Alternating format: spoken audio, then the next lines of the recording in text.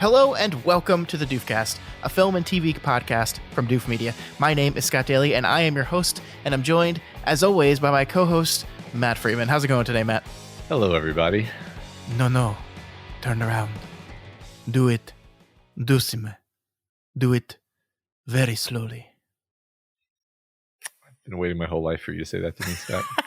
This week on the show, our Deconstructing Director series continues with James Cameron's sixth film. We're going to be talking about 1994's True Lies. This has kind of been the one I've been waiting for this whole time. For many reasons, I am beyond excited to talk about this Rubik's Cube of a movie with you, Matt. Me too. You know, I didn't realize until watching it that I had watched this movie as many times as I had, because I had it just as memorized as any other James Cameron movie. Oh, wow. So delightful. Apparently this was one that I watched the shit out of. I don't remember when exactly. Maybe that will come back to me as we talk about it. I actually just learned that today because my sister is visiting, and my older sister, and she saw me working on the script for this episode and said, True Lies, I remember when we saw that movie in the theater in New York when it came out. And I was like, what? I don't remember that. And she's like, yeah, this is a rated R movie that my parents took me to when I was 9 years old, because my parents are awesome. Fantastic. Yeah. So after we talk about True Lies, we're going to wrap this week's episode up with a conversation about our good friend, Mr. Ridley Scott, and his war against an entire generation. That's right. It's Ridley Scott versus the Millennials. All right. Awesome. Two enter, only one leaves. And spoilers, it's Ridley Scott. He wins. Uh-huh.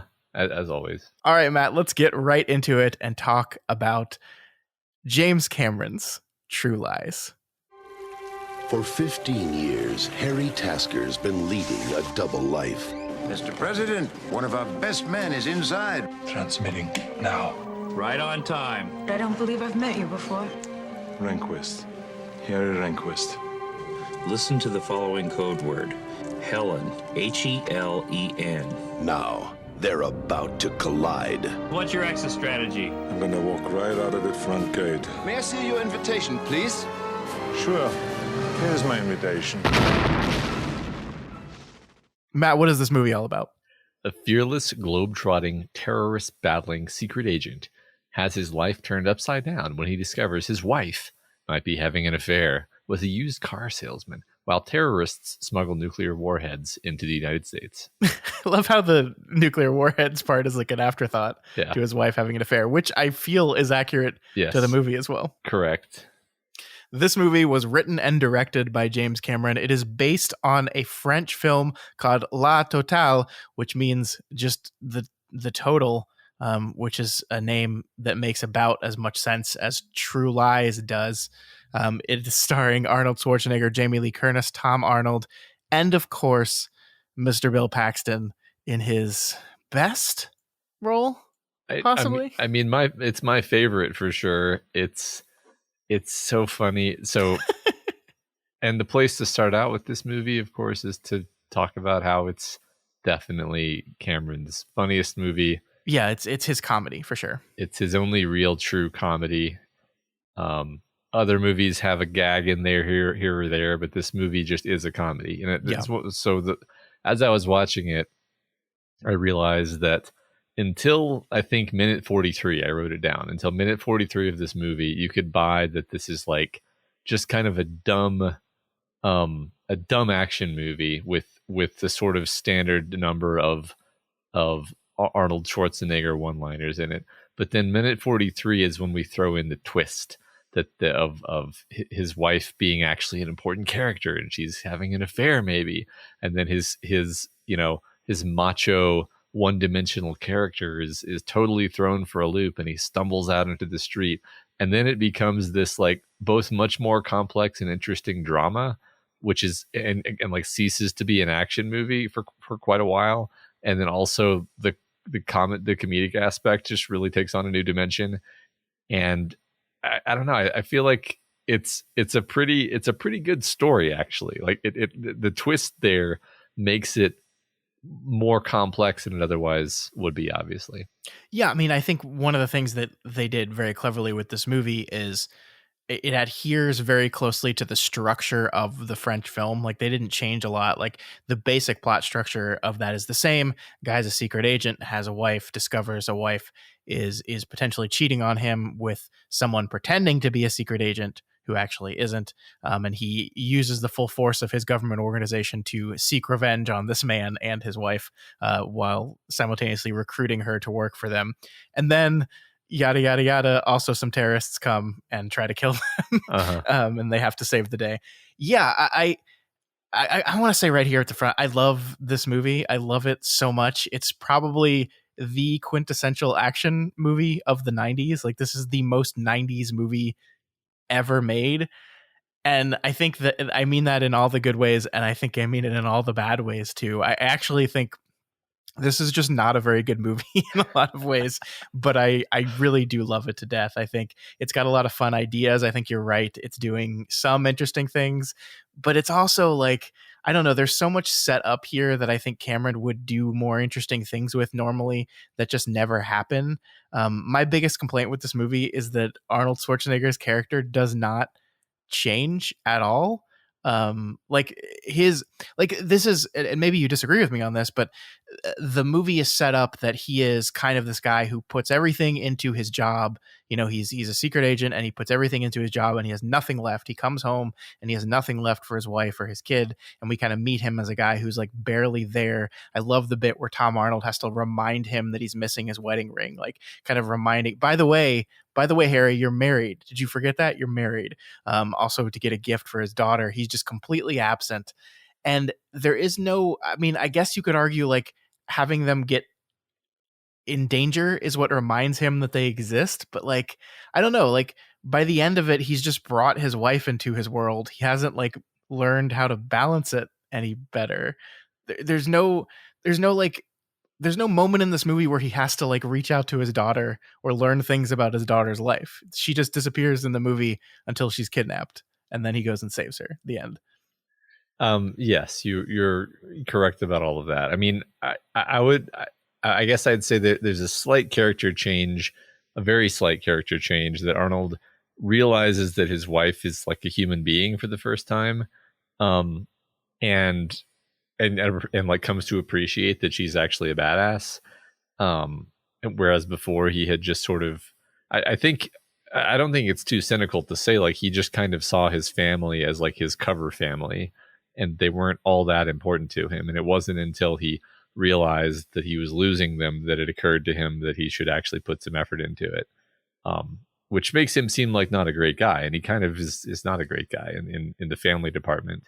And like obviously is not a great guy in the family department, because his reaction to the fear that his wife is cheating on him is to wiretap her and follow her around and then arrange a whole operation to kidnap her. And it's just ridiculous, and it's played comedically, but if you take it at the dramatic level, it's an insane thing to do. It's insane and absurd and incredibly cruel. The stuff he puts his wife through in this movie is incredibly terrible. And I think the only reason it's okay is because of the fact that this movie does not exist in the real world in any way at any point throughout the movie. None of this is real. I mean, Charlton Heston is playing their boss, who's wearing an eye patch. Like, he's basically supposed to be Nick Fury. So like, I think that gives you what the movie is doing. It's basically like a comic book. Like, it's not, none of it's real. And so the idea of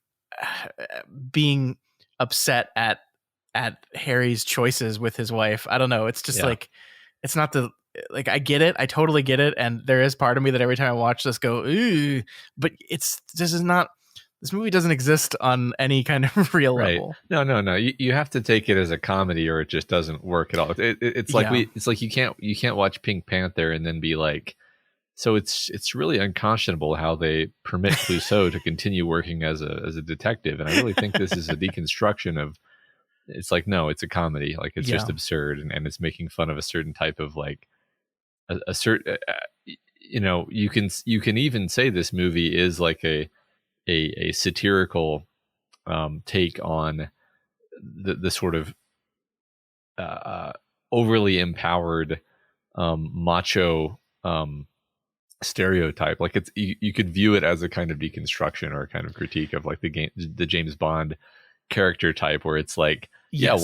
what are the implications of having this guy that we just give all of this power to just break laws and do these, kidnap people and kill people. Yeah, I love the line where it's like, whoa, Harry, an illegal wiretap, that could get us in a lot. And his response is, we're doing hundreds a day. Yeah. And it's like, one more isn't going to hurt. Yeah, I mean, I agree with you. I do think there's a level in which this is kind of a deconstruction of that macho man type of reaction that he's going to go so overboard, not to show his wife that he loves her, but when his masculinity is threatened via her potential affair. Yeah. The problem is, I think that the movie ceases to pay off on that because James Cameron, bless his heart, wants to have his cake and eat it too, where he wants this to be a deconstruction of that character, but he also really likes that character. And so the entire third act is just him getting to be a wonderful, amazing badass the whole time, which kind of ruins the concept of your deconstruction. Which, to be fair, Jamie Lee Curtis is also an incredible badass in this movie. So like she gets her moments kind of, I mean, that's the problem is like, it's a movie that's trying to play and be a comedy while also doing all this other stuff too. And sometimes it just doesn't come together. Yeah. I mean, I think this sort of problem occurs with a lot of what you might call action comedies, where you're never quite sure where to fall on the like drama comedy spectrum, because from moment to moment you're not sure if something is just purely absurd because it makes for a good joke, or if we're meant to then consider the serious consequences of that thing that just happened. Yeah.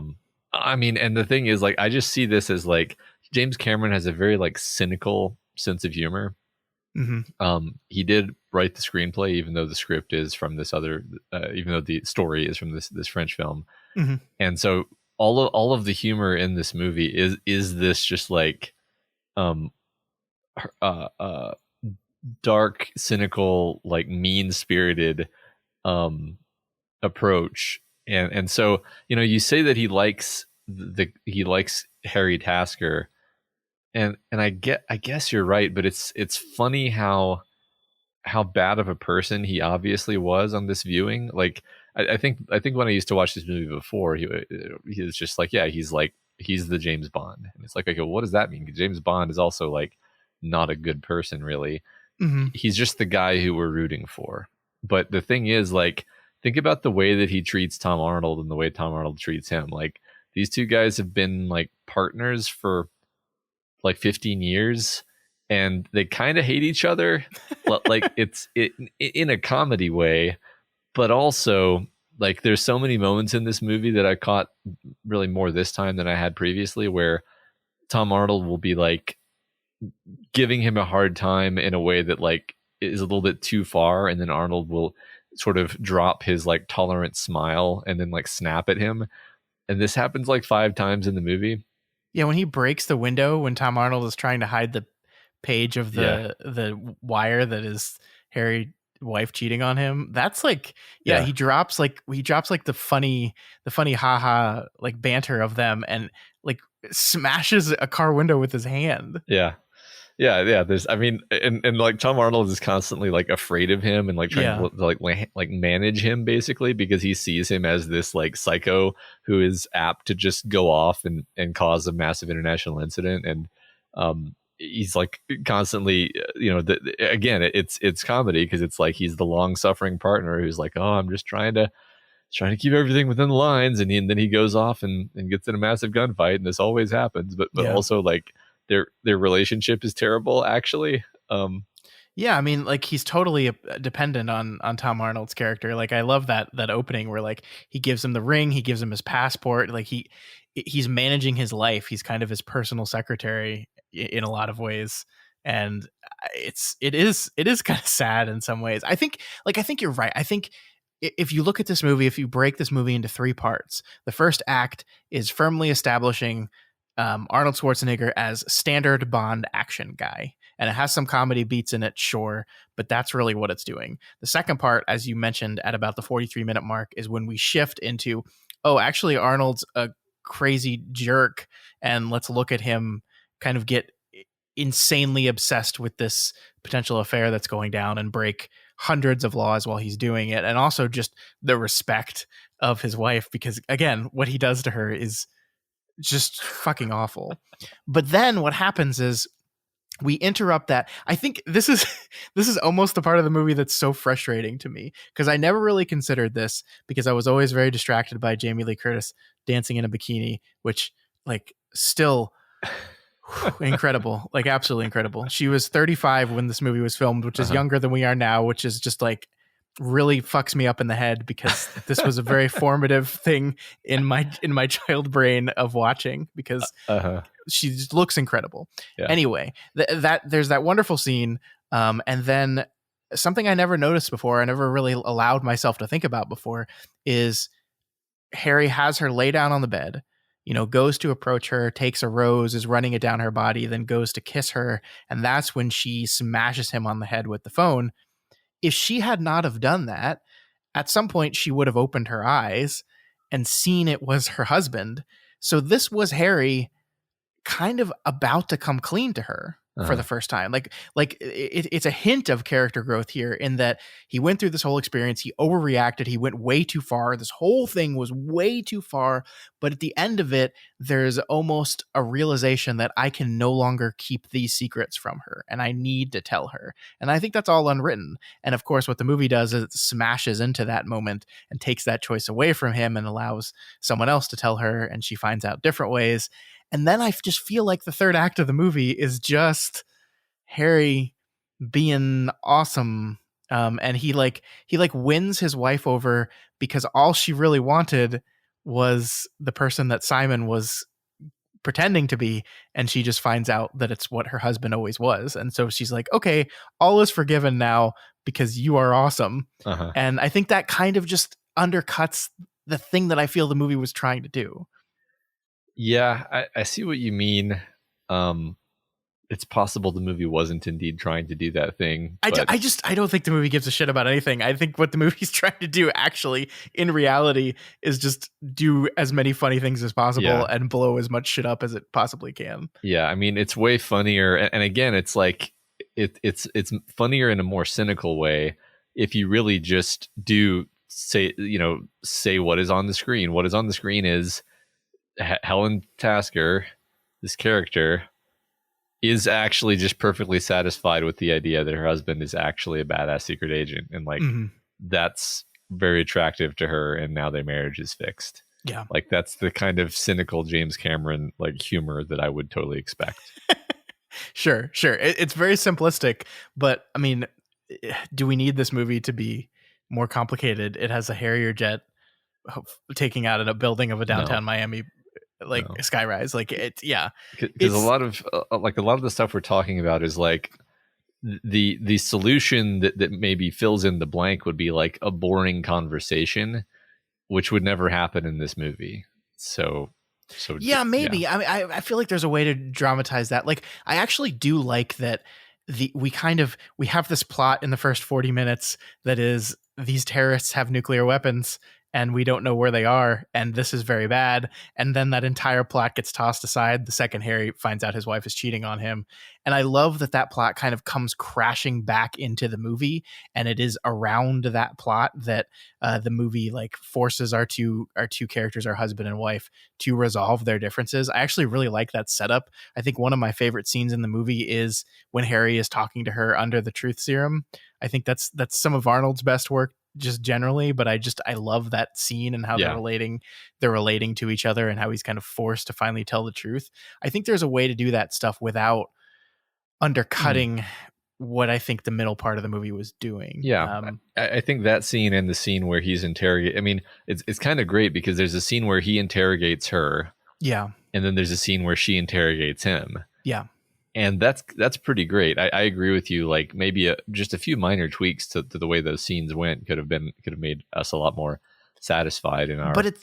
But again, this is why I'm so torn about this movie, because I love the fact that the only way for these two people to reveal the truth to each other is via these incredibly contrived scenarios where one is captured by the government and forced to reveal, and the other is captured by terrorists and given truth serum to reveal the truth. Like, it's such this heightened otherworldly kind of, we're gonna basically take the concept of this is a marriage and then elevate it to superhuman spy stakes and deal with marital conflict via nuclear weapon deals. And it's so fun and weird, and like that's like I love this movie and I hate this movie at the same time, and that's the place I'm at right now. I agree. It's very clever to escalate the idea of like the problem in this marriage is that they won't communicate with each other, and so we force them to communicate with each other in this ridiculous way.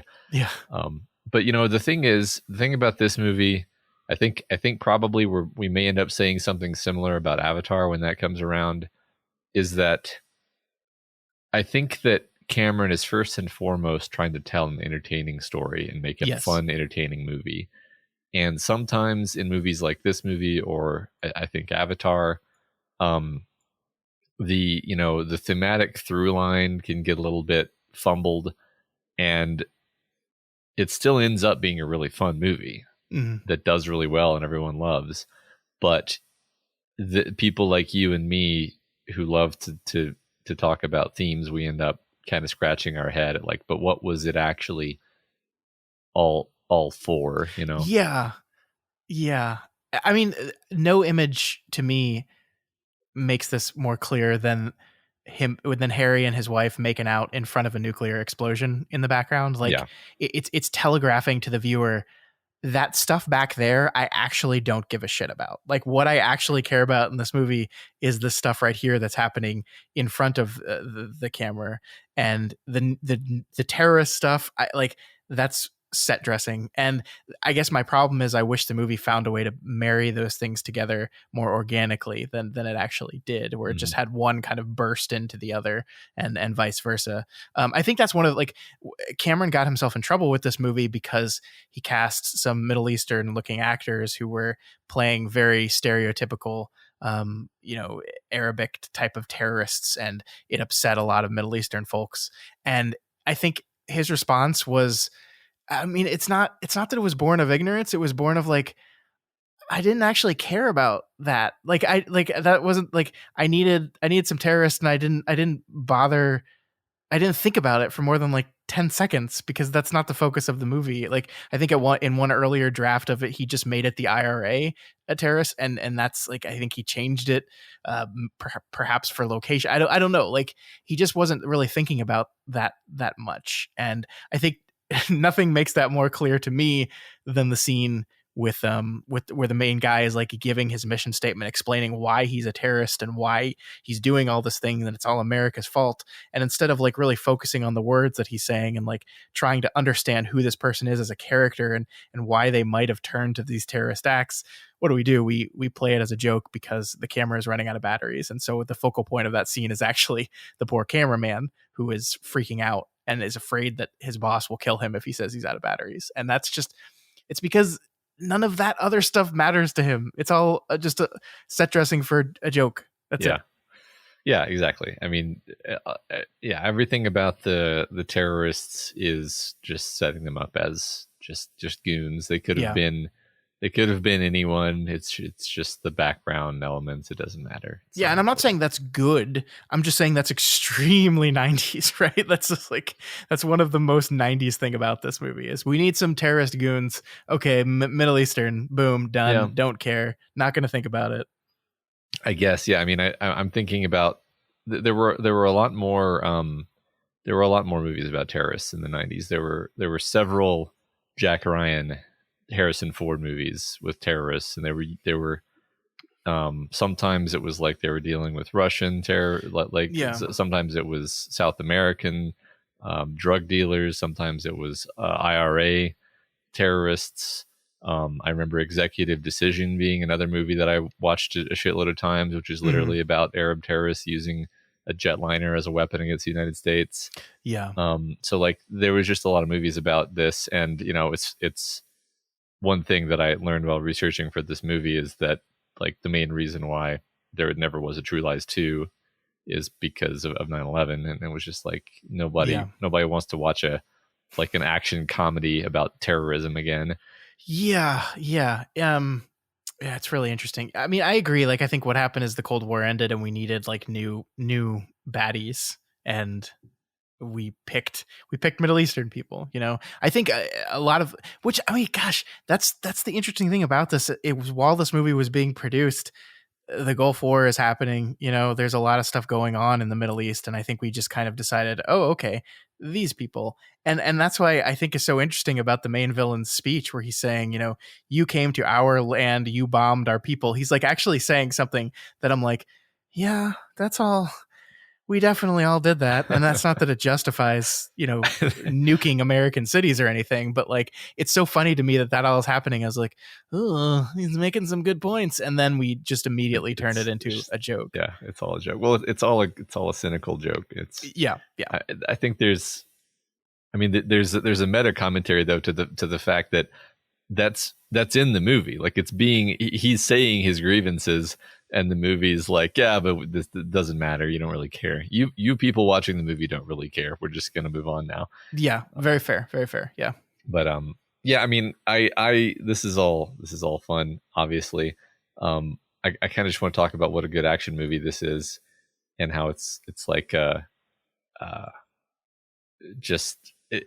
think like you said a bit ago, it's like the perfect 90s action movie. It's one of the most incredible action movies of all time. Like, yeah. I just, there are sequences in this movie that no one has done better at.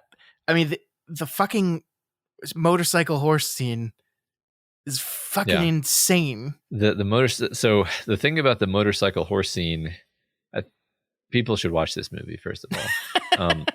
Good luck finding it, but you should watch it. You should. But second of all, like, it's funny because the motorcycle horse scene actually begins in a bathroom, just a men's room, and it's like the two terrorists come in to kill Arnold, and then he has to kill both of them, and then a third terrorist comes in, and then he has to fight that guy, and then it turns into a motorcycle horse scene in a very fun way. But like even just the bathroom brawl is like a better, like just taking that on its own as like a 5 or 8 minute or whatever it is action sequence is like better than almost anything that comes out anymore in action movies. Like I don't think this is just rose-colored glasses. Like I'm thinking about recent action films I've seen, and I'm just there's so many things that he does perfectly right. In all of these action sequences with much lower level of special effects, by the way. And I'm just kind of floored, honestly. I mean, I love the way it escalates. I think you're totally right that it's this really low key also, but low key for James Cameron is like super high key for everyone else. But like the bathroom scene by itself is just 3 guys fighting in a bathroom, which they totally destroy. We run out of the bathroom. We get the terrorist just flat out jumps through a solid plate glass window, which is incredible. Then he sees Tom Arnold try to come stop him. He opens up his automatic weapon on Tom Arnold, who hides behind a pole, like a metal light pole, which in no way protects him from anything, but he's hiding behind a pole. Then we escalate to the terrorist sees a guy on a motorcycle come by, and he just fucking grabs him while he's full speed on the bike and just yanks him off the bike, then picks up the bike. And then Arnold does the same thing, but with a cop on a horse. He just yanks the guy off of a galloping horse. Yeah, well, this is one of those like little subtle like actually Arnold is a dickhead moments. Yeah, because he grabs the bridle, and the guy just like is flung off the side of the horse. Yeah, and he just goes sorry and then leaves. like that, and the guy obviously took a really hard fall. Like it shows it. It takes the time to cut to show the guy hit the ground. That's the kind of great thing about this. And then like that we choose to not like at some point. I feel like the script was, and then they chase each other, and then they drop the vehicles and run into a hotel, and then it continued. But no, not James Cameron. Well, why wouldn't he bring the motorcycle in the hotel? And so he does, and then so he brings the horse in the hotel, and then we're on 2 fucking clear elevators. One has a horse in it, the other has a motorcycle in it, going to the roof, and there's this hilarious stare down between both characters, who, if you look in the long shot, are like 100 feet away from each other, to where there's no way they could actually like look each other in the eyes. And then later, when he's trying to pinpoint who this terrorist is, he does it by isolating his eyes, as if to say that he got a really good look at his eyes when he was glaring at him from elevator to elevator. He's a superhuman, of course.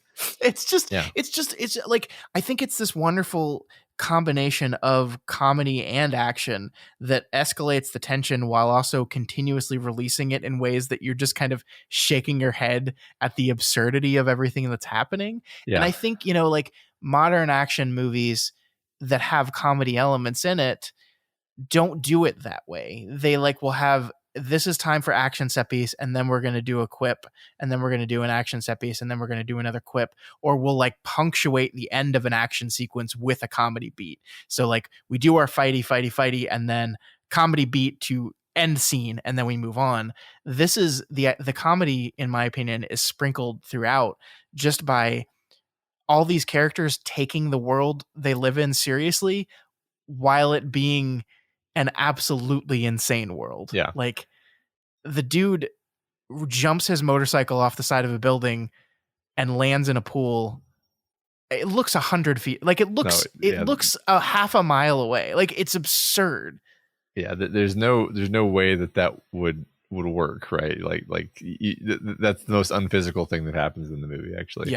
Yeah. I think just speaking of what you were saying about like the comedy being kind of woven into things, this is one thing I was noticing, particularly in this sequence, but also elsewhere, is how many little moments of extras and side characters just being there and reacting to things. Like you've got this like live, I don't know, brass band, this little band playing in the hotel lobby, and like the motorcycle zips by, and the band, like you see the band sax player or whatever like react, but he keeps playing because he's a professional. And then the horse comes and it goes and it like the instruments clash and it's chaos, and it's like that's just one of like 10 little moments like that scattered throughout, like the elderly couple in the elevator when Arnold brings the horse in, which and I feel like these are the touches of like reality that are missing from a lot of action movies. I'm not even just talking about action comedies. I'm talking about just like basic action movie stuff that makes you feel grounded in like the feeling that this is actually happening because there are other people in the frame and they're reacting to what's happening in some way that feels realistic. I agree. This is one of those unintended consequences of, filming on a giant blue screen set, where everything is sterile because everything in the background is going to be added in post. Like you can't rely on extras or people that you're not paying big bucks to react believably to a thing that isn't going to be there until a computer puts it in there. So you just kind of cut those people out of the movie, and you carve those scenes into a place where no other people are. Like I keep going back to, and I love Marvel, but I keep going back to the airport scene from Civil War, which I actually enjoy the action in that scene. I think it's pretty well done, but it's a completely sterile environment, not just from the colors, which is a complaint on its own, but like it looks like an abandoned airport. Like nobody, there are no people there. Right. There's no one. Right. The world is empty. Wouldn't this have been a better sequence if there were people? And as a counterpoint, since I am the Marvel stan, the best scene in any recent Marvel movie, the bus fight scene in Shang-Chi. Yeah. Why is that? Because there are other people on the bus and they're reacting, and there's comedy beats of the guy who's live streaming the kung fu fight with his phone. It's great, right? It's so good. And then like, sorry to say, that's like the last part in that movie where that is the case. Yep. Because then it just kind of goes into the normal Marvel thing. But it's such an important way of grounding your action in the world and making it actually feel meaningful and real. It's just having other people around to react to it. Yeah, totally agree. And it also gives moments of character building as well, because to your point of Harry is actually the asshole, the terrorist on the motorcycle nimbly drives by the band. Harry barrels through the middle of them as if he doesn't give a shit. Yeah. No, he's purely chaotic, and Tom Arnold is basically right. That he's gone totally wild, and you get the sense that the only reason Charlton Heston like tolerates him is because I guess he gets results, but he probably creates a lot of collateral damage as well. Yeah, I mean, the weird thing is the amount of results he actually gets seems pretty nebulous. Like, so the opening sequence in this movie is they suspect this guy's dirty, so they break into his place to take his files. And they do get some information on him, but like really the reason they find the terrorists is because the terrorists find them again and again and again. Like they had made no progress in this case until the bad guy came bursting in their hotel room to take them away and show exactly where their base of operations is. Yeah, that's totally true. I mean, another thing that I kept thinking about, again, something that never occurred to me in any prior viewing of this movie, is he breaks into this guy's house and steals this guy's private files. All of this is already illegal, I'm pretty sure. Sure. And then when it's time for him to escape, he just like blows something up, probably killing some people, and then starts running and then just shooting all of the guards who come after him, which, by the way, I don't know why there are people in full ski gear with MP5s who are just ready to go chase down. Because it's James fucking Bond, man. That's the thing, is that's one of the comedy beats, actually. When I was a kid, I didn't understand that was funny. I thought it was just like, yeah, whatever. I guess sometimes people do that. And I guess this is what spies do but no, like now I get like that was also absurd and supposed to be funny.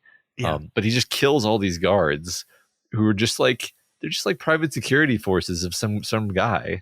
Like, yeah, which goes back to the line he gives later in the movie where she asks him, "Have you killed anyone?" And he goes, "Yeah, but they were all bad." It's like, can you really say that, Harry? Are you sure? Are you sure about that, Harry? No.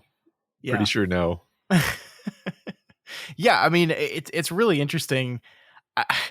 I think he is such a dick because, like, they say, "Okay, what's your escape plan, Harry?" And he goes, "I'm just gonna walk right out the front door." And of course, that blows up in his face. And so he has to detonate this bomb he planted, and it's all very James Bond. But you're right. I think a lot of this early part of the movie is going like, well, is that the best use of government resources? I don't know about that. Yeah, well, because the thing about James Bond is basically you're always just tacitly supposed to feel like James Bond is justified in the stuff that he's doing because he's going to save the world again. Whereas it's very debatable whether Harry Tasker actually saves the world. Yeah, and let's remember here for just a minute that the mission at the opening of the movie was, we suspect this guy's dirty, but we're going to get his files to confirm that. So until they actually decrypt and analyze the files, they have no idea whether he's a bad guy or not. And Harry blows up half of his house and murders his whole private security force. And like, I mean, even if he was a bad guy, that's arguably justifiable because to your point, like, they are just hired guns that don't really understand what they're doing. It's just a private task force that a billionaire had, but at this point in the logic of the movie, they don't even know for sure if he's a baddie yet. Yeah. And yet they detonate a bomb. Yeah. They're just chasing some guy who seemed to have attacked their compound for no discernible reason. Yeah. Yeah. Yeah. No. Good stuff. He's a psychopath. He's a psycho. Well, I think another thing the movie does is it makes it really clear that, like, he just loves his job. He loves, Mm-hmm. lying his way into places. He loves, being able to like seduce women, even though the movie's ambiguous as to whether that is ever actually consummated. But yeah, I mean, what is your theory on that? Do you think he's cheated on his wife? Because I'm 127,000,000%. I think the movie wants us to think no, but like the character definitely would have, and just been like, it was for my country. But like, and then he loves the part where he gets to shoot people, and blow things up. And like, this is like the best moment is when at the end is Helen tells him to go save their daughter, and he goes, bye. And it's like you just know the direction in that moment was like, act like you're a 8-year-old kid who was just told that they can go play on the playground. Yeah. It's the go get 'em tiger moment from Spider-Man 2, only he's almost more giddy. Yeah, exactly. Yeah, I mean, it's really interesting the more you pick at it. I just don't know if any of this is intentional in the movie. I don't know. I think a lot of it is like, I think the idea that Harry's not a great guy is textual, very textual in certain parts, like where he's losing his mind, and because he thinks his wife is cheating on him, like when he imagines himself just murder Bill Paxton in that car. Yeah. That moment. I mean, I love that so many of the funniest moments to me are like when he's like, asks his wife like, oh, I came by to see you at lunch today and you weren't there. And then she's like telling a lie, and he's like staring at her with this, it's this like expression of just like pure fury. It's like the best Arnold acting. Like, that Cameron, he was like there's definitely scenes. I give Cameron credit for all of Arnold's good acting. Let me put it that way, because there's several points in the scene where you can just see that Cameron was like, okay, Arnold, like, this is the crux of the movie, is understanding like what is going on with this guy, and he's like insanely furious about this. And that this is how we're going to understand why he does all of these crazy things as a consequence. And so like all the stuff where he's, my other favorite Arnold line is where Tom Arnold is trying to reassure him that like, it's okay, everybody's wife cheats on them eventually. And he's like, and he like screams at him, stop cheering me up, and slams him against the car. Again, it's him being deranged and being a terrible friend and being totally selfish, and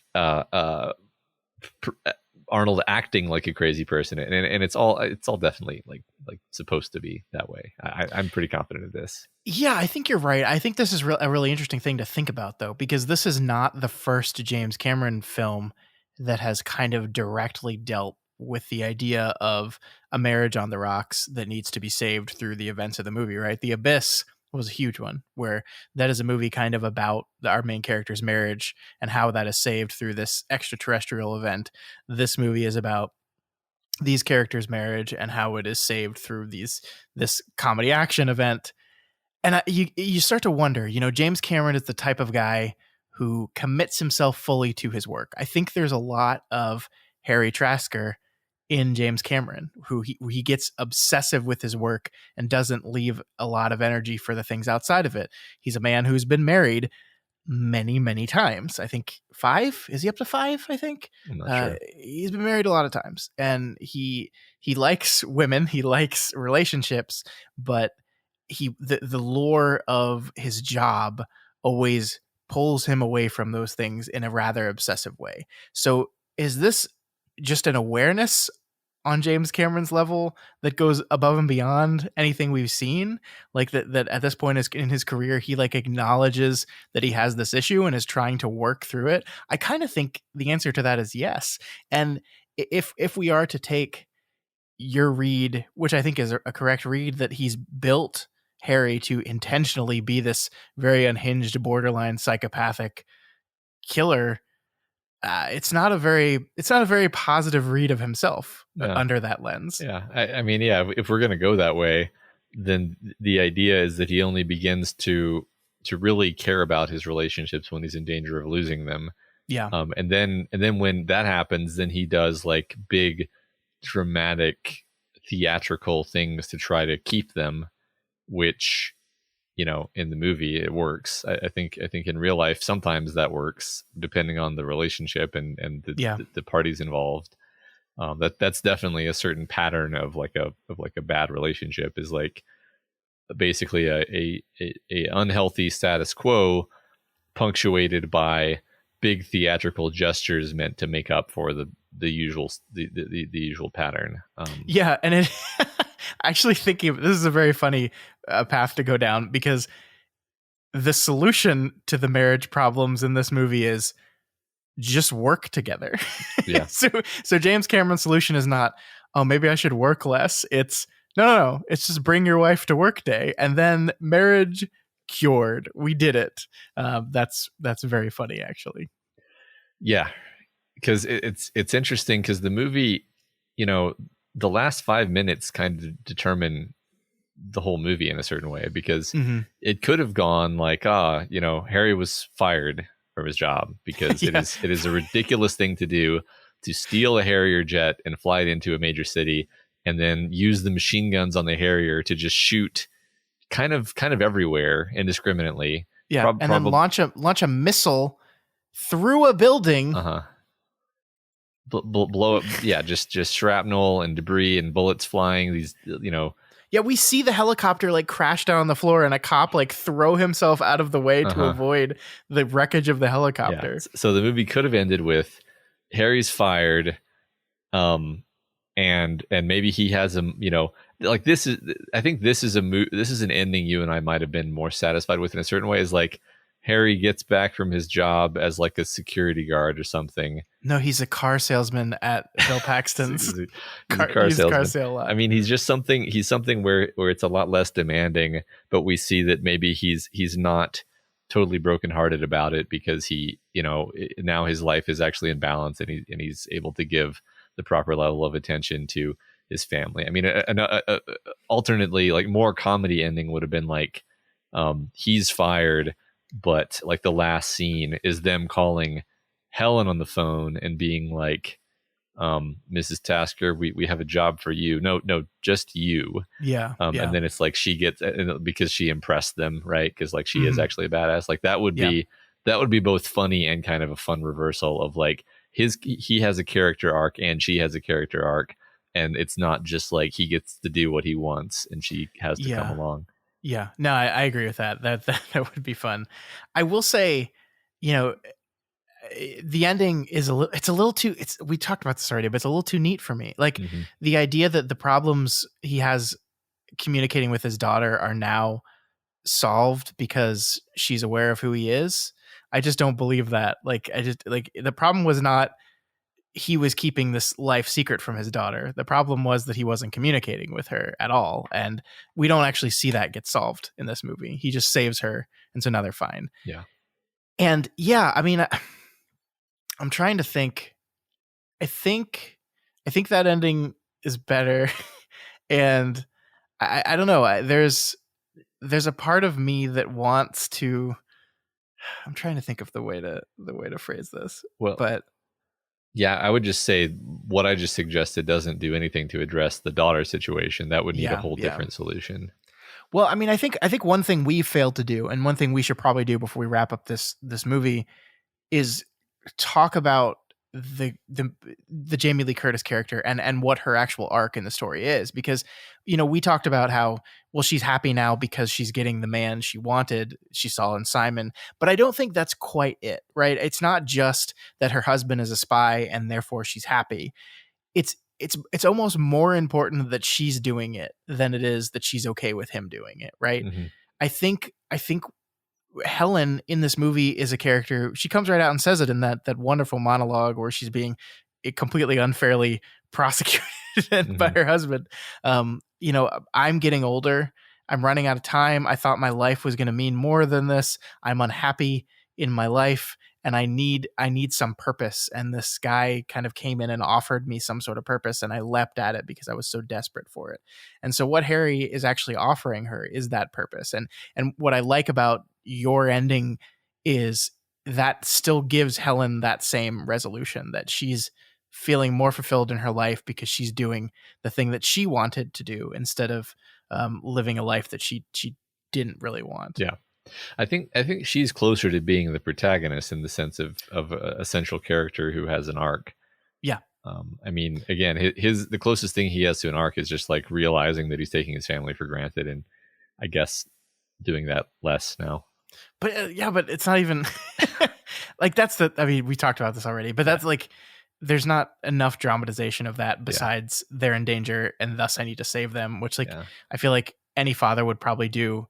And that's not necessarily related to am I underappreciating them? I love Arnold, but part of me wants to say that a better actor could have dramatized certain things through the performance that would have made us feel like, oh, Harry Tasker understands his mistake and he has learned, even without changing the script. Just put it in the performance. Yeah. And Arnold doesn't do that at all. So. He doesn't. I mean, look, I love Arnold. Mm-hmm. I think he's the weakest part of this movie. Mm-hmm. And it's so funny because like this character was kind of written with him in mind, because it was Schwarzenegger's wife's brother who first told him about this French film, and Arnold brought it to James Cameron, because apparently the two of them used to just like go motorcycle riding through the valley together. They're just, what they did on the weekends. And then they'd like meet up at a bar and just chat for a while. And he said, oh, I got this idea for a movie based on this French thing. I think you'll like it. And of course, James Cameron was looking for something different because he had just done 4 sci-fi movies in a row and was kind of like, I'm ready for something different. And he also just had the biggest hit of his career so far with Terminator 2. And I think what I read, and I'm not sure I'm getting this right, but the studio basically gave him a blank check at that point where they said, you can produce anything you want and we will give you $70 million. If you want more money, you have to find it elsewhere, but we will give you a budget of $70 million. And that's part of the reason this movie got made.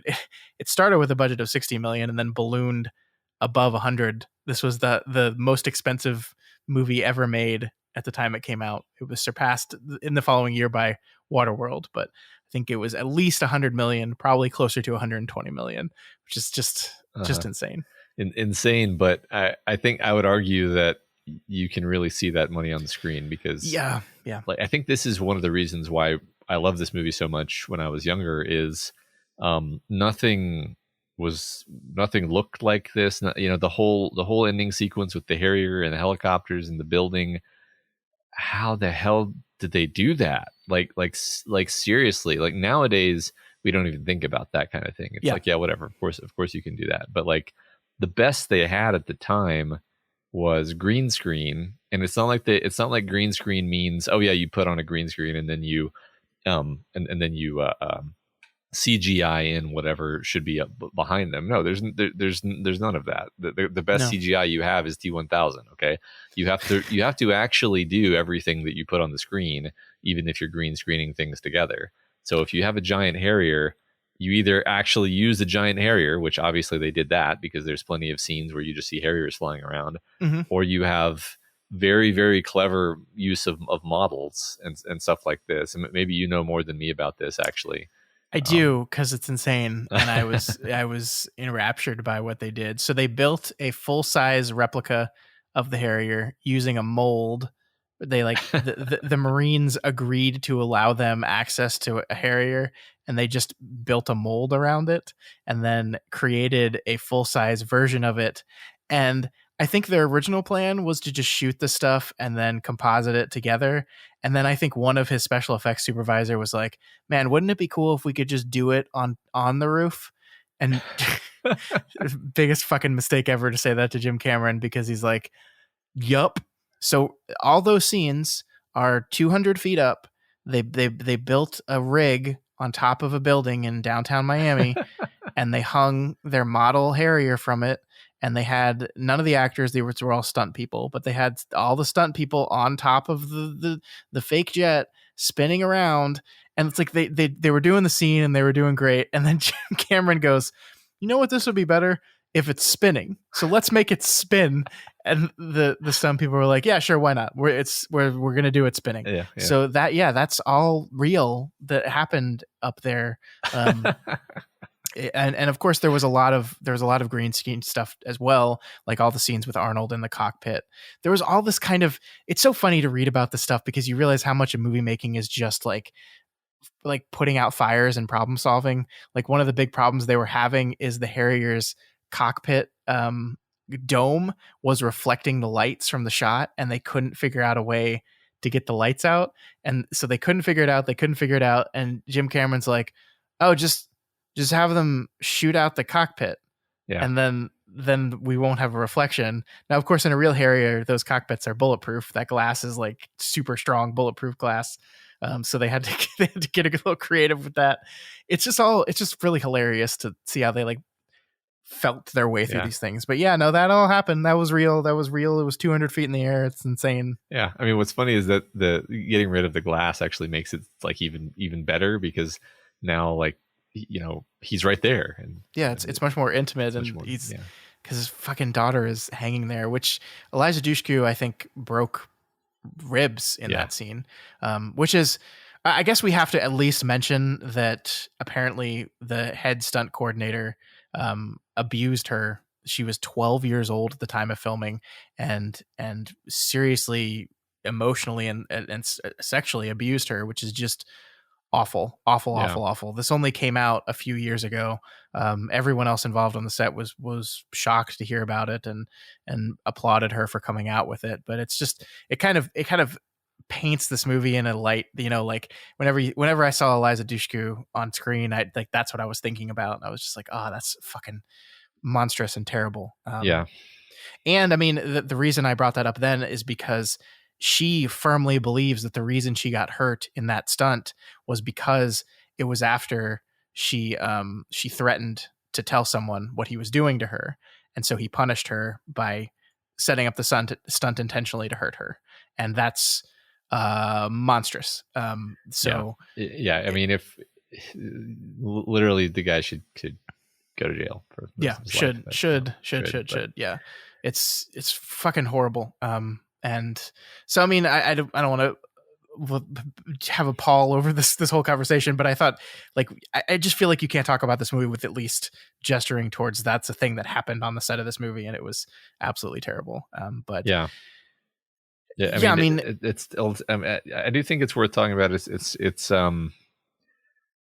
shoot, like the thing about Jim Cameron is he's kind of a controversial director, because he definitely seems to put like the success of his vision and getting the shot he wants to get and making, you know, doing this incredibly difficult thing above the comfort and sometimes safety of his actors. Sure. And you have to imagine that, like, that sort of culture of product first, safety and personnel second might bleed down to maybe getting the kind of stunt coordinator who would abuse a 12-year-old. And like, I'm not like saying this is like his fault, sure, in a proximate, immediate sense, but like I do think that it's worth having that conversation and acknowledging that sort of dynamic.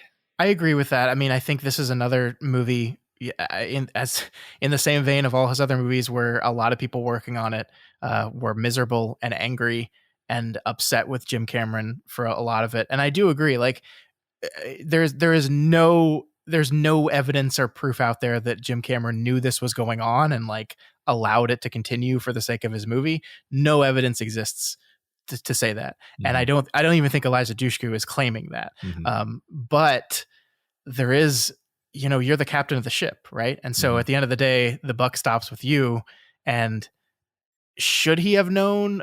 Should he have fostered an environment where that type of thing doesn't happen? Like, yeah, he is so laser focused on the product that I can actually fully believe he was completely unaware, because to be aware of something like this would mean he would have to be like talking with his actors as if they're humans and not special effects to be used in the next shot that's coming up. Yeah, no, I do think that intentionally or not, there's a lot of him in Harry Tasker, and he wants to get the terrorists. He doesn't care how many mooks he has to shoot on the way there. Yep. So I read that Arnold Schwarzenegger was particularly frustrated with him on this movie because he was like, did not want to let people go to the bathroom. Like, to take bathroom breaks was very expensive. And he was like, it's so funny the way he talks. Like, you read the quotes and he's like, you're a fucking anti-terrorist soldier for America. Would you stop to piss if you're in this cockpit and you're trying to stop the terrorists? No, you wouldn't. You would just piss yourself. It's like, well, Jim, I'm an actor and this isn't real and it's for entertainment. So maybe we just take 5 and let me pee in a toilet, please. Yeah. But the thing about James Cameron, the thing about him is, again, he never asks anyone to do anything that he wouldn't do himself. Right. The problem is, he would do anything. Right. It's like James Cameron would piss himself if he thought that it would make the shot go better, if we thought he would get done and get the shot he wanted. And so that's the problem, is like, yes, it's nice, this idea that I'm not going to make you do anything that I wouldn't do. But the problem is, my gauge for what I would do goes well beyond any human being on this planet. Yeah.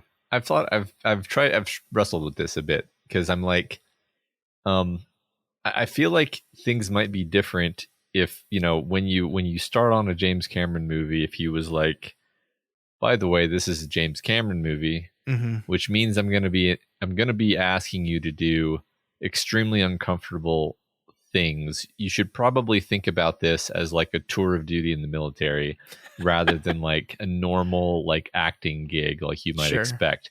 And by the way, this is how much I'm going to pay you. And you're going to sign this form that says this is the deal. The problem, I think, is just like no normal actor or person working in filmmaking accepts that deal just by default. Like it's like, no, like that's not normal. That's not what we're supposed to be doing. So I don't think I personally don't have a problem with like an environment where you demand a lot of people. Like, I think there's a lot of that in a lot of like high performing jobs and careers and in arenas of life. Like, you have to ask a lot of people. That they put doctors through ridiculous hoops to become medical doctors. And it's like, do we think that that's like unethical? It's like, no, they know what they're getting into. That's the point. Yeah, that's not being sprung on them. And I think clear expectations and consistency, I think, is very important in this. Yeah, and you know what? Letting people go to the bathroom. We can just let people go to the bathroom. Right. Well, that's the kind of thing that makes me think, like, you know what, Jim, did it not occur to you at any point that he might need to go to the bathroom, and maybe you should have some kind of like system for dealing with that? Yeah. So, yeah. I mean, for the record, Jamie Lee Curtis loved her time on this movie. Her nude scene, or mostly nude scene, was actually her idea. Interestingly enough, this is something I learned researching just for this round. The scene originally called for her to be completely naked, but the way they were going to shoot it was that she was only seen in silhouette. You actually couldn't see her at all. But Jamie Lee Curtis was like, no, actually, I think this is better to do it this way. And she showed James Cameron, and he's like, yep, definitely better. Yeah, well, we can do that. That's actually Jamie Lee Curtis's like real underwear. That's what she was wearing that day that they shot. So that was just her stuff. And you probably knew this, but Arnold dropping the cassette tape was not supposed to happen. That's just Arnold Schwarzenegger losing his grip on the cassette tape. Just getting kind of swept up in the moment. No, I didn't know that. That's wonderful. Yeah. So, I mean, yeah, that scene, that it's like, when we talk about this thing, like pushing his actors to do things they might be beyond their comfort zone. I think that is something the movie was very criticized for, that scene, the Jamie Lee Curtis scene. And so it was very interesting for me to learn that no, that was all Jamie, and she loved it and she was into it and it was her idea. And, that's like, sometimes you look at these things and you make assumptions and, oh, we were wrong. Right. We were wrong. And plus that was like in the script. So she knew what she was, getting into. Yeah.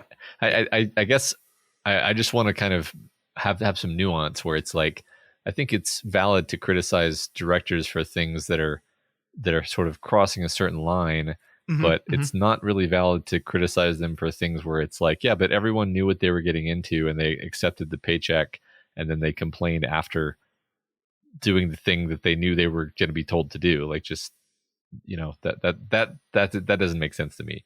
Makes sense. It makes sense to complain when somebody puts you in a tank of ice water for 12 hours a day, and you're like, okay, I didn't necessarily know that's what I was signing up for. You know? Sure. I do think there are different ways to handle those kinds of scenes. And you know, despite the fact that like you go into a movie knowing that there's going to be a nude scene or something, different directors handle those scenes in different ways. You know, some directors will do, whenever there's a scene requiring nudity or sex, they will like completely close set. They won't let people just come in and watch. You know, there are different ways of handling those things. Sure. So I'm not saying there's been any, as far as I know, been any complaints lodged against James Cameron of that variety at all. But he is like consistently this guy that crews just hate. Yeah. Yep. Well, and I think this is Arnold's last film with him. So maybe he said, "Fuck this. I want to pee. I want to be able to pee." Yeah, maybe so. I mean, it does seem like they were, I don't know, it's hard to tell from just, you know, press release quotes and such, but it does seem like they were trying to make True Lies 2, and 9/11 happened, and then they, you know, nothing else came up. So yeah. C'est la vie. I mean, it didn't. That's an interesting thing about this movie, that it didn't do that great. I think it made like 150 total, which was enough to pass its budget, but not like, it wasn't like T2 level of success. Yeah, I mean, what I read was that it was the third highest grossing movie of the year, which is very nice, but not top highest grossing movie of the year. Couldn't beat that. I think that was Lion King year. Lion King and something else. Yeah. Jamie Lee Curtis did win a Golden Globe for this movie, which is not something I knew until I was looking it up. Yeah. She won Best Performance. Yeah, no, and she is great. Like she's wonderful. Maybe that's part of why I say she's the protagonist, is because her performance, as soon as she takes a more central role in the story, it like becomes a better movie. Yeah, because it's all hanging on her and all of her scenes with Bill Paxton and so forth. Which I agree. In a movie that doesn't have Arnold Schwarzenegger in it, maybe they'd pivot the movie around her a little bit more. We haven't talked too much about Bill Paxton, other than just, you know, it's the greatest. It's so funny. He makes it look effortless is the thing. And it's like this ability to, like, what I love about the spy version that he's playing is the sleazeball kind of comes through still. Yeah. Like he plays the sleazeball perfectly, but even when he's pretending to be the spy, I think he like lets the sleazeball version of the character kind of leak through in some ways that Jamie Lee Curtis doesn't notice, or is choosing not to notice because she's so desperate to feel this way. And to be paid attention to in this kind of way. I think it's wonderful. Yeah. He's so good at it. Yeah, no, it's great. I mean, there's not much to say other than just like every single second that he's on the screen is just perfection. It's so good. I miss you, Bill Paxton, so much. Yeah, he was such a good actor. He was. And I like the ending. We already talked about our quibbles with the ending, but the one I do not have is when they find him as a waiter in the room, still doing the same game against that girl, and he pisses himself again and runs away. Oh, it's perfect. Yeah, it's great. The last little detail that I wanted to talk about that I forgot to write down, but I noticed, it's at the very beginning of the movie when, and I think this goes into the Harry actually sucks view of the movie, when he gets home at the beginning of the movie and he climbs into bed, he like gets into bed and he like reaches out to pull the blanket over himself, and that's when Jamie Lee Curtis wakes up, and the look on his face is not, "Oh, hi honey, I'm glad you're up now that I can greet you because I haven't seen you in a few days." It's kind of this annoyed frustration that she's up now and he has to like talk to her or cuddle her or do anything with her. Like, I really feel like in that scene, he was just going to grab the blanket and go to bed and not say a word to her. And then like, oh, I got to deal with this now. I think it does a really good job of setting up what their marriage is right now. Yeah, absolutely. I agree. There's a lot of that toward the beginning.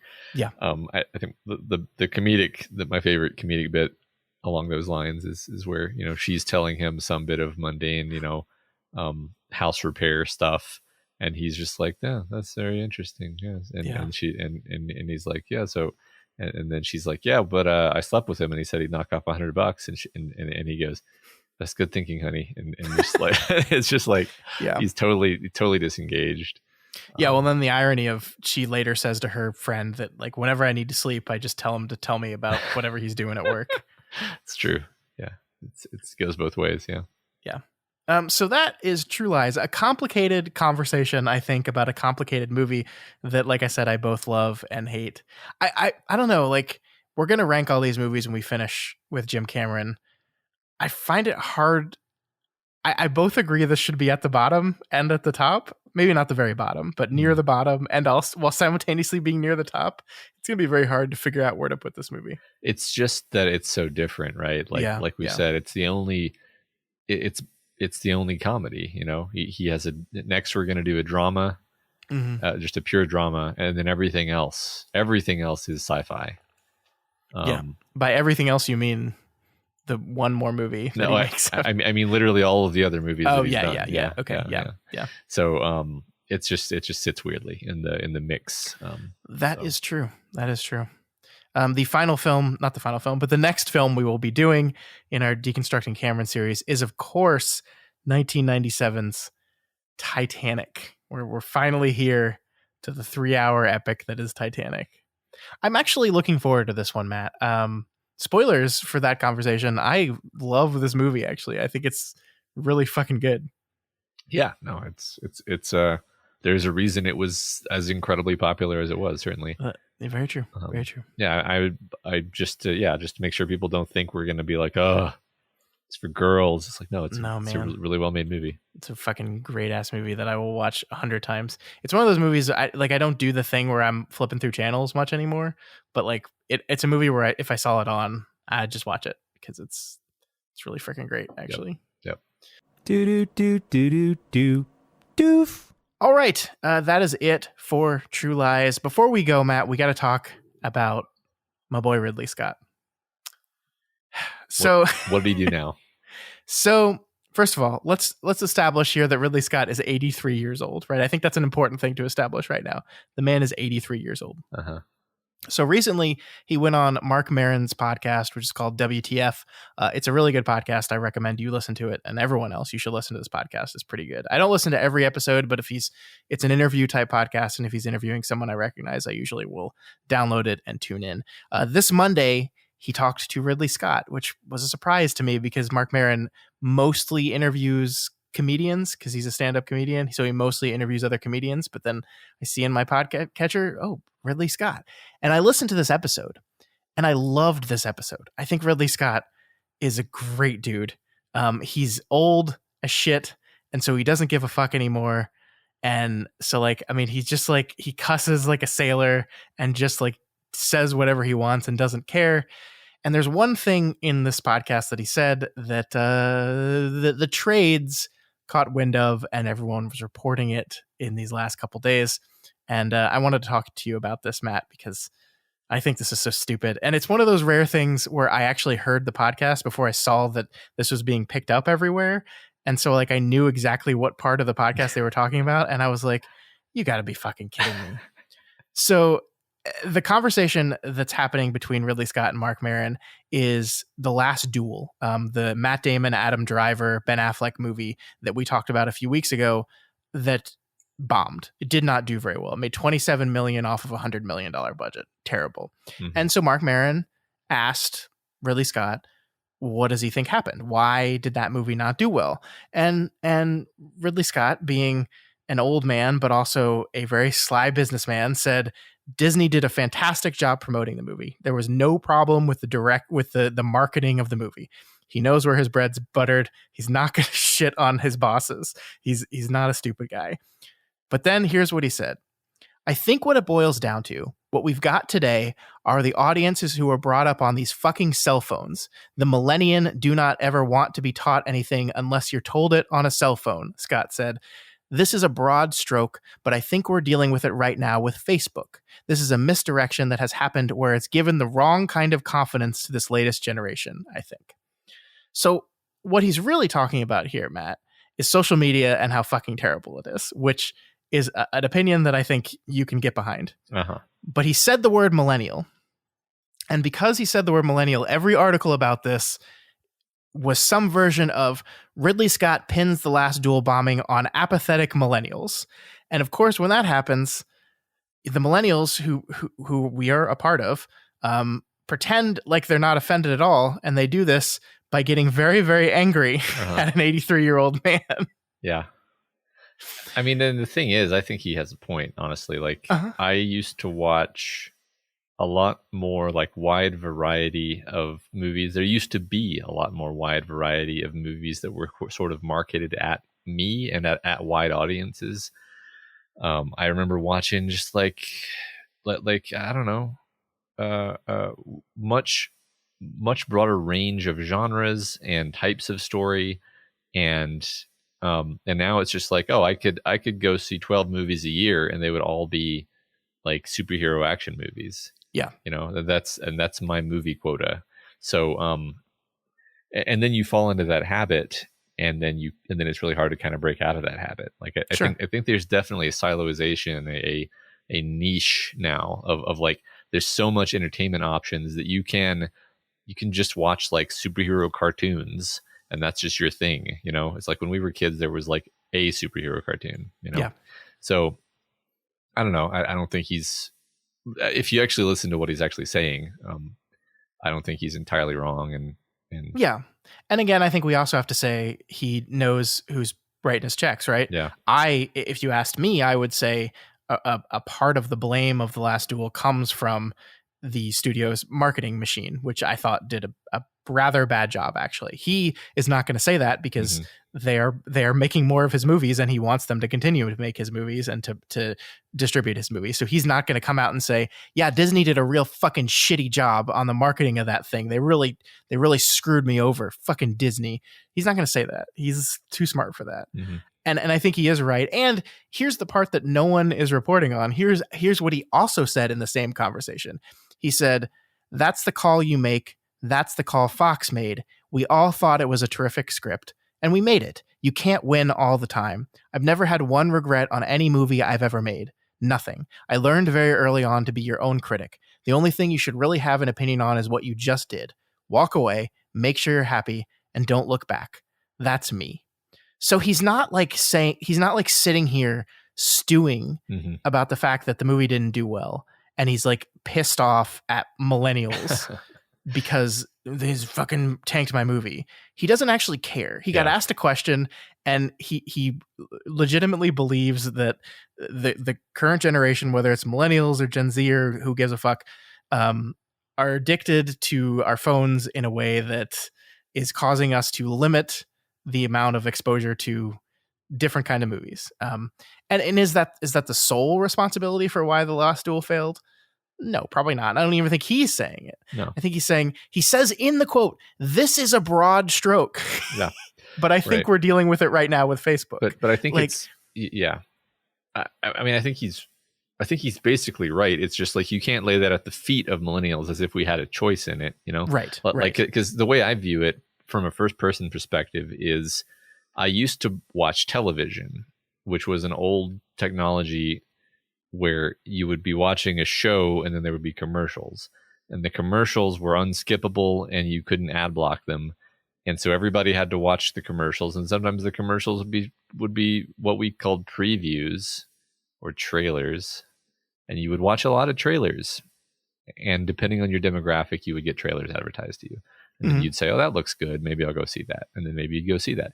But now I never even saw a trailer for The Last Duel, because I don't watch TV, and because all the other modes of content that I consume, I've trained my brain to just not look at ads, right?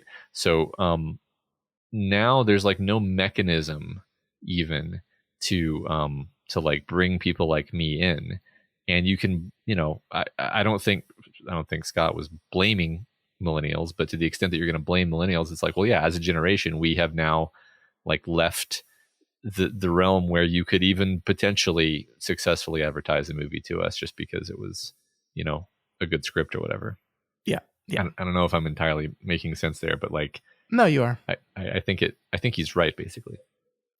Yeah, and I think what we need to do as a generation is stop getting all bent out of shape about these things. Like, Millennials, Ridley Scott does not give a shit about you. Yeah. He's 83 years old. He barely gives a shit about anything. Stop giving a shit about what Ridley Scott thinks about you. You don't have to care. It doesn't matter. He was asked a question about why he thought his movie failed. He thinks this is part of the problem. He's probably right in a lot of ways. Stop losing your mind over this stuff. It just doesn't matter. Right. Just everyone stop getting mad about generational stuff. It's so stupid. It's the stupidest thing. Yeah. Just whenever you hear somebody saying something about generations and how you should be mad about it, just be like, oh, you're just trying to get me to click on that. Yeah. Because you know that it's easy to make me identify with my generation. Yeah. And I'm not going to fall for it, and then go on with your day.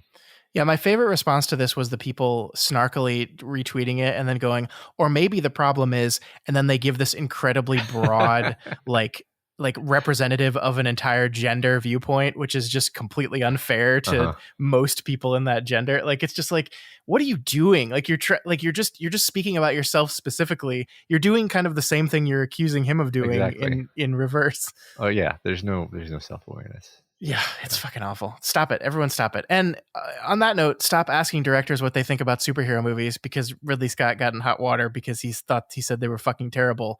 And of course he does. He's an 83-year-old man. Of course he thinks superhero movies are terrible. Why would he like them? Stop asking him what he thinks about superhero movies. Yeah. I mean, older people just really don't give a shit about superheroes in general. No. Just this seems to be pretty robust truth in my world, at least. You know what's funny? I had this. My niece and nephew were over today, and we were sitting on the couch, and I was turning on Disney Plus trying to pick a thing, and I went and said, "Oh, let's turn on Shang-Chi," and my nephew was like, "No, I don't want to watch any movies for grown-ups," and I was like, "Silas, this is a fucking comic book movie."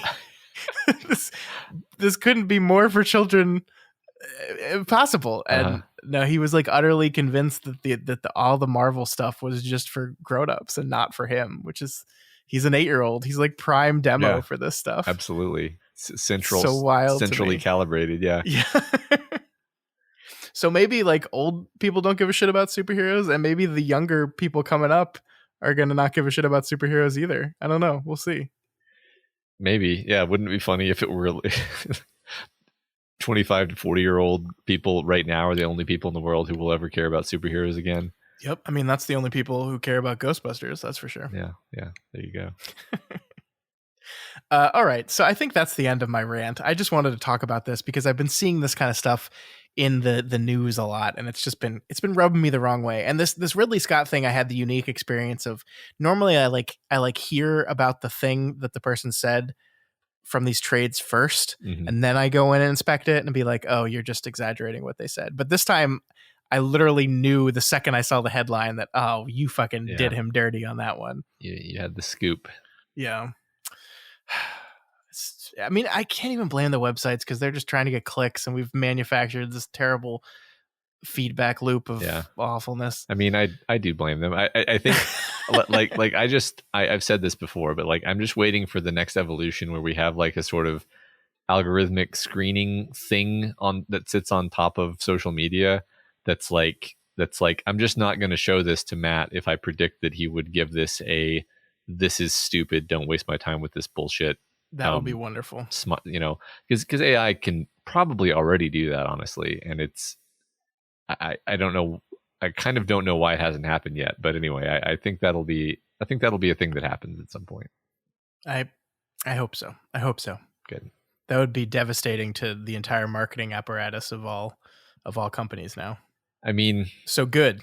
Yeah. I mean, I honestly don't know how marketing would work after that point in time, but I don't want to see stupid shit on my feed anymore. So yeah. Speaking of which, this week's episode is sponsored by, what's the hot thing now? Squarespace. Pogs. What? On that note, I think we're going to go ahead and end the episode. That's all we have for you guys this week. If you have any opinions on James Cameron's True Lies or on this whole fucking Ridley Scott thing, You can feel free to reach out to us via email at doofmedia@gmail.com, on Twitter @doofmedia, or over on our Reddit account. That's r/doofmedia. Pog is really big when True Lies came out. That's true. If you're not already subscribed to the Doofcast, then please subscribe and never miss an episode. You can find us on any of the major podcasting platforms. And if you like what we do here and want to support us, consider becoming a patron of Doof Media. You can head on over to patreon.com/doofmedia and donate at any of the available levels. You get a bunch of great bonus content, weekly Doof After Dark content, just about weekly bonus content on a bunch of other shows we do. It's a whole bunch of cool stuff, and it's there waiting for you. So check it out at patreon.com/doofmedia. Yeah, also please consider giving us a rating and review on Apple Podcasts. Every review that you put on there does get us more exposure and introduces new people to the content that we make here. That is right. That's going to do it for us, folks. We all hope you have a just wonderful Thanksgiving weekend, and we will see you all next week when we will be talking about James Cameron's Titanic. Matt, are you going to sing the Celine Dion song? When I don't know the words.